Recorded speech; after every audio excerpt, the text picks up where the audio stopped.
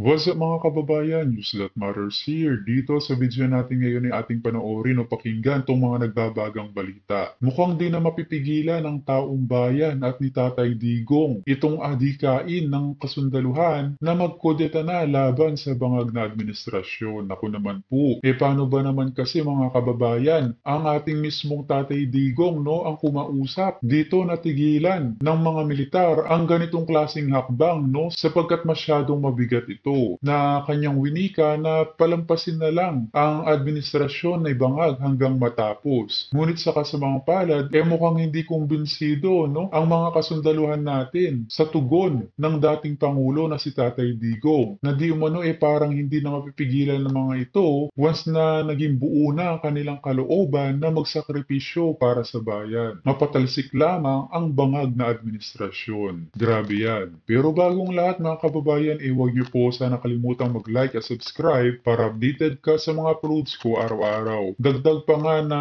mukhang tama ang winiwikan itong si Trillanes na mag-ingat dapat itong si Bongbong Marcos sapagkat marami pa din sa loob ng mga militar ang maka-Duterte, no? Well, hindi natin sila masisi mga kababayan sapagkat sa panahon ni Tatay Digong naging high moral ang mga ito at talagang ginagawa nila ang kanilang trabaho na di kamukha ngayon na nababayaran na lang lahat ang mga nasa posisyon na siyang ikinagagalit ng mga maraming kasundaluhan. Kung kaya naman hindi ko na patatagalin pa, heto na ang buong video.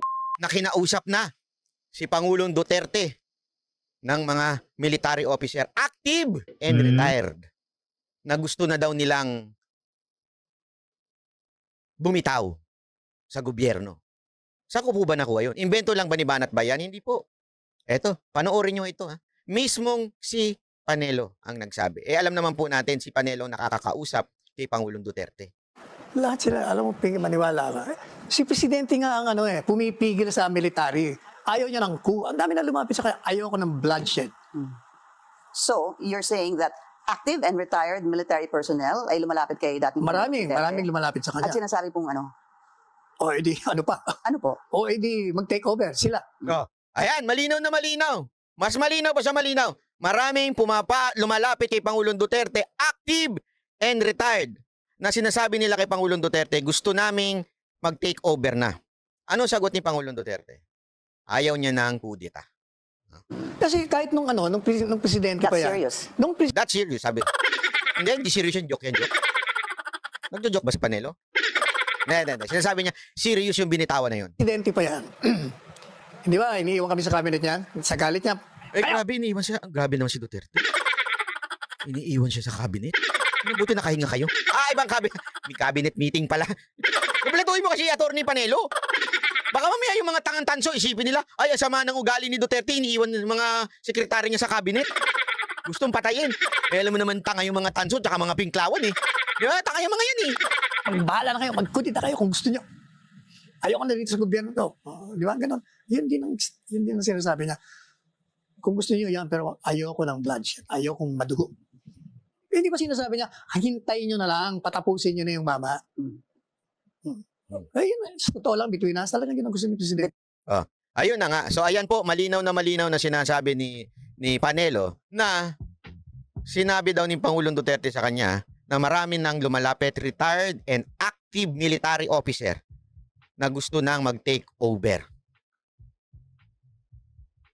Grabe po, ano? Kaya di malayong mangyari ang kudeta mga kababayan na kahit pigilan pa ni Tatay Digong ang mga ito, ngunit kung buo naman ang loob nila na magsakripisyo para sa bayan, wala tayong magagawa, matutuloy ito. Dahil gising na sila, no, mulat na sa katotohanan na bangag ang administrasyong ito. At karamihan sa mga inappoint nila, kamukha ni AFP General Bronner, kakuntsaba pa nila sa mga maling kilos kung kaya't nadudumihan ang ahensya ng mga kasundaluhan. Si Pangulong Duterte pa ang pumipigil.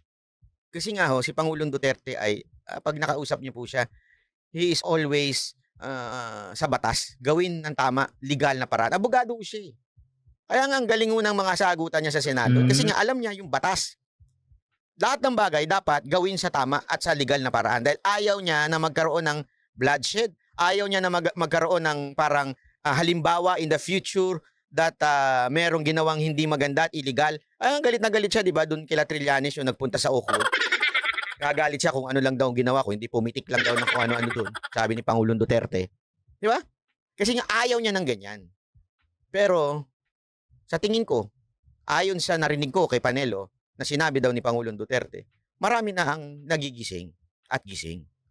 Kaya sana po ay magkita-kita po tayo at ipahayag pa natin ang saloobin natin upang magising pa ang ating mga kababayan sa nangyayari sa ating bayan. Na huwag maliitin ng Administrasyong Marcos Jr. ang koneksyon ng mga Duterte, si PRRD sa militar. Kasi meron pa daw sympathizers ni PRRD sa militar. Okay, pakinggan natin itong interview ng media sa kanya kapon at bigyan natin ng reaksyon. Yung asal na nilalabas niya, pinapakita niya, bibigyan mo ng power ng presidensiya, dapat kikilabutan yung mga Pilipino. Di ba? Si P.P. Sara. Ito sa tamang katinuan. Yun ang masasabi natin, kaya hinug na hinug na. Napapanahon na para sa ng impeachment complaint si Vice President Sara Duterte. Ito ang pananaw ni dating Senador Antonio Trillanes III. Marami anyang red flags na nagpapakita na hindi karapat-dapat sa kanyang posisyon si VP Sara. Bilang pangalawang pangulo, sakaling may mangyaring masama sa presidente ng bansa, si VP Sara pa rin ang magiging kapalit. Kahit na kasuhan ka ng criminal cases, still, Vice President ka pa rin. So anything that happens to the President, pwede ka pa rin maging Presidente. So mas mainam yung kailangan matanggap. So, pwede pa rin maging presidente. Sana magdilang anghel si ex-senator Trillanes. Nandyan, nakatutok lang ang vice presidente. So, kailangan matanggal sa pwesto. So, impeachment ang ibig sabihin. Ito sa pwesto. Ayon kay Trillanes, matagal nang dinadrap ang impeachment laban kay VP Sara. Idaragdag na lamang ang mga bagong impormasyong lumalabas ngayon laban sa pangalawang pangulo. Isasampa na daw ito sa lalong madaling panahon. Para kay Trillanes, hindi dapat maliitin ang koneksyon ni dating Pangulong Rodrigo Duterte sa sandataang lakas. Dahil hanggang sa ngayon, mayroon pa rin itong sympathizers sa hanay ng militar. Kailangan siguraduhin na walang makukuha ng mga officers itong mga Duterte, no? Kasi malaking problema yan. Kaya kailangan continuous monitoring. Siguro mga less than 5%. Mainly mga mga junior officers with ranking. Mga senior officers so far they are solidly behind the president. Okay, so less than 5%, sabi ni ex-senator Trillanes, ang mga sympathizers ni PRRD sa mga men and women in uniform.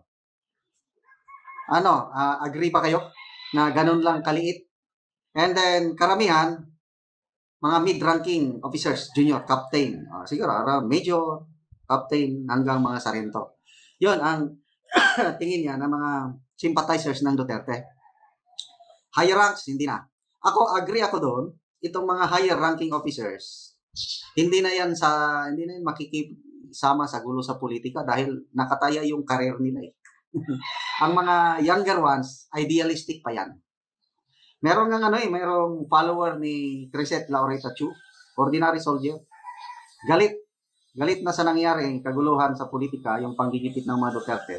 Nag-volunteer yung sundalo. Ma'am, pakita mo ang mukha ko, pangalan ko. Hindi ako takot.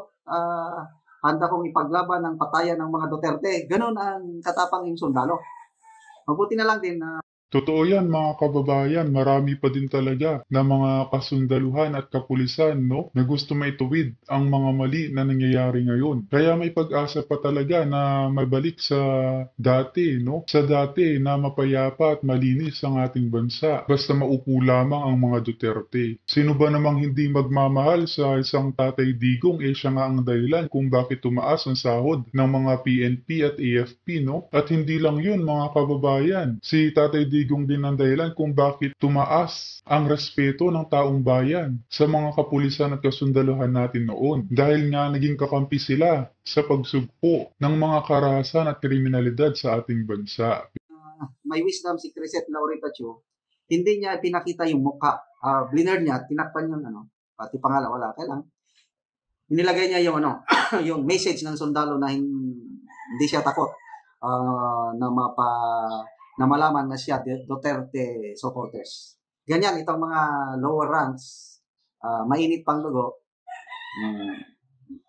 So, yun po ang advice ni ex-Senator Diaz is huwag maliitin ang influence ng mga Duterte sa military. Tuloy natin. Basta-basta isasakripisyo ng mga opisyal ang kanilang posisyon at kariyer. Pero ako naman, based dun sa monitoring din namin, hindi naman marami, kundi may simpatya kay Duterte, pero to actually risk their lives, freedom, and their careers para sa kanya, I seriously doubt that at this point. Kailangan din anyang mapanagot. So, agree ako doon. Yung sabi ni ex-Senator Trillanes, mga men and women in uniform, nagsisimpatya ka sa mga Duterte, kailang hindi sila gagalaw ng basta-basta kasi nakasalalay yung kanilang pamilya, kinabukasan. Naranasan na kasi yan ng Philippine Army, pinanggalingan ko. Noong mga kaguluhan nung panahon ng Cory administration, maraming sundalo na sumama sa mga series of kudita. Nako, kawawa sila. Tanggal, serbisyo. Nagdurusa ang mga pamilya.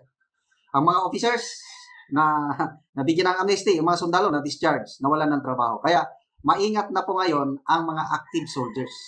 Hindi basta-basta sasama kung mayroon mang manawagan. Hindi na, malabo na yan. Napagdaanan na kasi nila. Okay. Hanggang sympathize na lang. Ano yung sympathize? Yung nasa dibdib na lang. Yung naawa sa mga Duterte. Kasi nga, yung sweldo, hindi makakalimutan ng men and women in uniform. Policeman yan o sundalo. Yung si PRRD lang ang presidente na dumoble sa kanilang sweldo. Yung biglaan. Kasi may mga... Narinig niyo yun mga kababayan. Ganyan kagipit ngayon sa bangag admin na kapag nalaman nila na isa kang men in uniform na maka Duterte, iaalisan ka ng trabaho. Grabe. Kaya hindi rin natin masisi. Nasa loob-loob na lamang nila ang pagsuporta sa mga Duterte. Kaya sana sa susunod na eleksyon, paibalik ang mga Duterte nang maiwasan tong mga pangyayaring ito. Ang presidente noon, sino ba yun? Pananata Gloria Pinoy. Naranasan ko yan. Tinaas yung sweldo. Kailan 4 tranches. Unang taon, 25% lang increase. Pangalawang taon, 25. Pangatlo, 25. Pangapat, another 25. So, 100% in 4 years. Nako, hindi mo masyadong maramdaman. Si Duterte, bigla, 100%. At yung ginawa niyang iyon, marami, if not all, tatanawin na utang na loob kay PRRD. Kaya lang, it does not mean na dahil dinoble ang sweldo, basta na lang sila sasabak sa gulo sa politika. Maingat na ngayon ang mga sundalo. Mga retired, ganun din. Tuwan-tuwa ang mga retired na sundalo dahil nung in-increase ng Pangulong Duterte ang sweldo ng active, kasama ang mga retired, na-increase ang pension. Kaya lang, mga retired, wala na. Wala nang influence. Kaunti na lang. Tama yung sabi ni General Junicio Santiago nung in-interview siya ng mainstream media. Ang retired, wala na, nanonood na lang sa sidelines. Wala na So, ang bantayan ngayon, itong mga active. At, speaking of this active soldiers, merong isang issue ngayon is yung comment section ng social media page ng Armed Forces of the Philippines, biglang in-stop. Ang mga netizens, hindi na makapag-comment. So, nagpaliwanag, mayroong notice to the public ang Armed Forces of the Philippines. Pasahin ko kung bakit dinisable nila yung comment section. Wala nang pwedeng mag-comment sa kanila. So, ito, notice to the public. Signed by Colonel Cerces A. Trinidad, Chief Public Affairs Office, Armed Forces of the Philippines.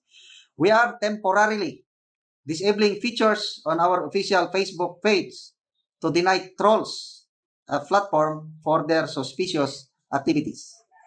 Troll farms are a menace to society and we choose not to empower inauthentic actors in their coordinated attempt to spread disinformation and malinformation. We understand that legitimate followers will be affected by this temporary move. We extend our sincere apologies for the inconvenience and ask for your presence. We hope for your continued understanding and support. Statements, releases, and information on our activities will continue to be posted on our official channels and legitimate media organizations. We call on everyone to report malicious activities online and receive information from reputable sources only. So, ang rason is dahil daw sa mga trolls. Okay, magbasa lang tayo sa mga relevant comments, ano? Amy Yana, sabi niya, "Hoy, nakalak profile lang ako, pero hindi ito troll. Ako representative ng aking mga kapamilya at halos ng mga friends. Galit na galit ngayon. Hindi lang kami makapag-comment at di pwedeng makisali sa gulo sa politika dahil sa kanya-kanyang trabaho namin." Si Sel Cordero, AFP has cheapened itself as an organization. Ken Fernandez, ang mga trolls, iisa lang ang mga comment nila. Tsaka nakalock profile.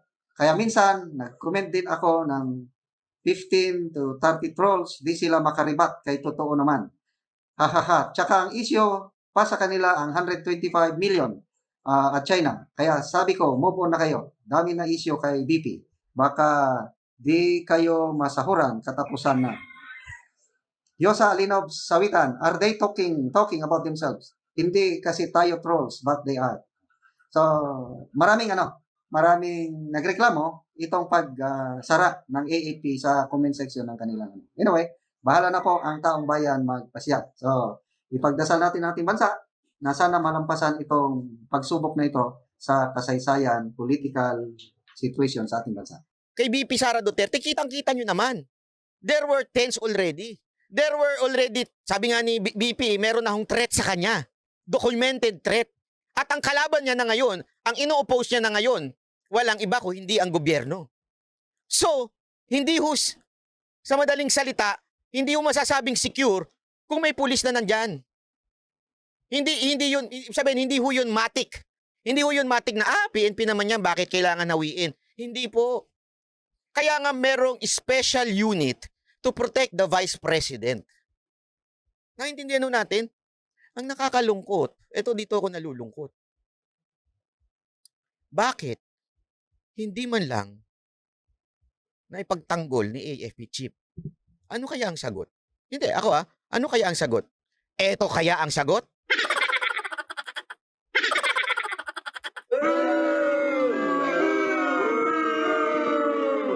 Basahin nga natin. Marcos names 4 Court of Appeal justices, including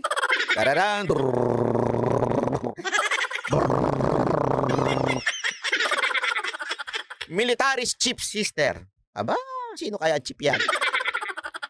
Ayan, basahin natin ang article. President Marcos, Thursday, appointed 4 new associate justice to fill vacancies in the Court of Appeals, including the sister of Armed Forces of the Philippine Chief, Romeo Browner.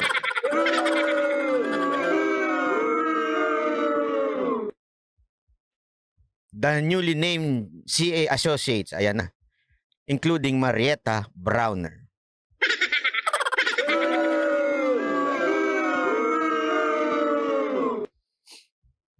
Kayo po. Wala naman po ako sinasabi. Pero kayo na lamang po ang magsabi, mga kababayan. Ito, tanong ko sa inyo. Pwede nyo i-comment dyan. Sa tingin nyo kaya, nakaka-apekto etong pag-appoint sa kapatid ni Browner, kaya si Browner ay hindi masyadong makaimik? Ito'y isang malaking tanong. Gago! Tanong lang, tanong lang. Kaya lang, masama na magtanong ngayon. Tanong ko lang ito. Kaya ba sunod-sunuran na lang si Browner? Tanong. Gago! Kayo po ang sumagot. Hindi po ako. May epekto kaya ito? Nako. Panigurado. Hindi mo matatanggal sa isipan ng taong bayan na magduda. Kaya, 1, tinanggal ang mga sundalong nakadetail kay VP. Kasi, kung ako yun, ipagtatanggol ko. Kung ako yun, ako lang naman. Tauhan ko yun. Ipagtatanggol ko yun. Ipagtatanggol ko yun. Alam nyo, meron din ako mga tauhan, mga staff. sa aking negosyo. Halimbawa, may magsusumbong sa akin.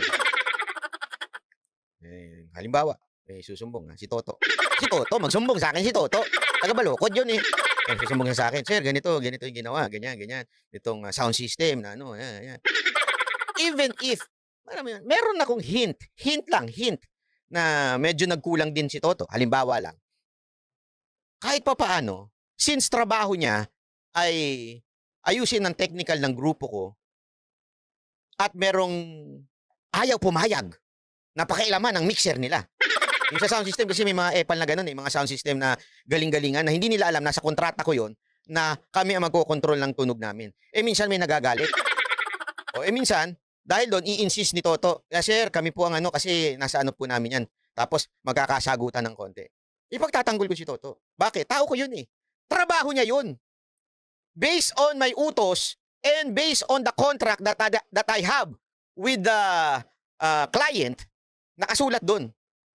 Karapatan namin na ayusin ng sounds, karapatan namin na ayusin ng mixer at pakialaman ng mixer. Pumirma ang inyong client na kumuha rin sa inyo sa sound system. So, ipagtatanggol ko si Toto. Tama, mali.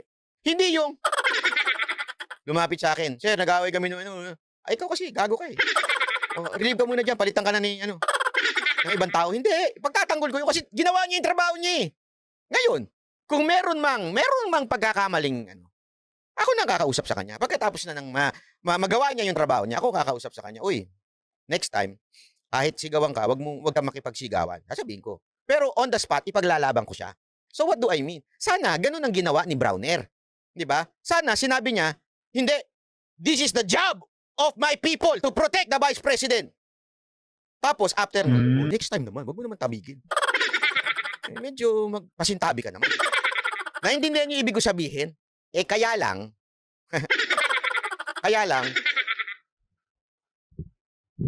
ewan ko sa inyo. Bahala na kayo mag-conclude. Gago!